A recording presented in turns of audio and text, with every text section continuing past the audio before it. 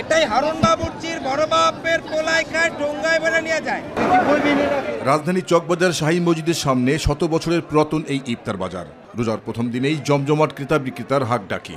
4 প্রজন্মই business করতেছি। গরু, খাসি, হাঁস, মুরগি, কবুতর এমন সব মাংসের তৈরির কাবাব, সাথে ছোলা, বাহারি শরবত, পরোটা আরও কত কি সব মজাদার ইফতার আইটেম। আর এসবের সাথে পরিচিত হতে দূর দূরান্ত থেকে ছুটে আসেন ক্রেতা সাধারণ। আমি ধানমন্ডি থেকে আসছি। হ্যাঁ, এটা একটা ঐতিহ্যবাহী ইফতারের বাজার। এখানকার যে একটা আলাদা একটা আবেদন থাকে প্রত্যেক বছর রমজানে। আর আমি মোহাম্মদপুর থেকে আসছি বড় বাপের পোলা নিতে, এন্ড আমি এটা বাসায় নিয়ে যাচ্ছি আব্বু আম্মুর জন্য। দেশের ঐতিহ্যবাহী চকবাজার ইফতার হাট দেখতে ছুটে আসা জনপ্রিয় প্রবাসী কন্টেন্ট ক্রিয়েটার বনি আমিনও অভিভূত পুরান ঢাকার ইফতারির সাথে বাঙালির প্রেম দেখে। আমার কাছে মনে হচ্ছে যেন এত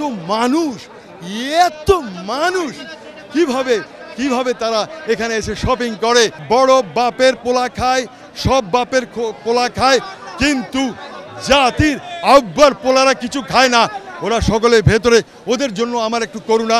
এবার ইফতার তৈরির উপকরণের দাম বাড়ায় বেড়েছে 15 পদ সমন্বয়ে তৈরিকৃত ইফতার। তবুও গাদাগাদি করেই কিনছেন বড় বাপের পোলাই খাই নামের এই ইফতার। জিনিসপত্রের দাম বেশি তো, এই যার কারণে একটু দামটা একটু বেশি।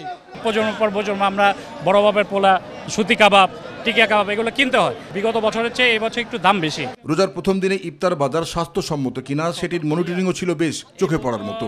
আজকে প্রথম রমজান, এ কারণে সবকিছু যদি ভুলে গেছে, এই কারণে আমরা কালকে থেকে সতর্ক। আজকেও সতর্ক দিচ্ছি, কালকে থেকে আর সতর্ক না। ভোক্তাদের নিরাপদ স্বাস্থ্যসম্মত ইফতার পরিবেশন ও মানুষের সচেতন করতে রমজান জুড়ে তাদের বাজার তদারকি অব্যাহত থাকবে বলে জানান নিরাপদ খাদ্য কর্তৃপক্ষ। হ্যান্ড গ্লাভস যারা ব্যবহার করবে না তাদেরকেও পানিশমেন্ট দেওয়া হবে। জাহিদ আহমেদ বাবু, মাই টিভি, ঢাকা।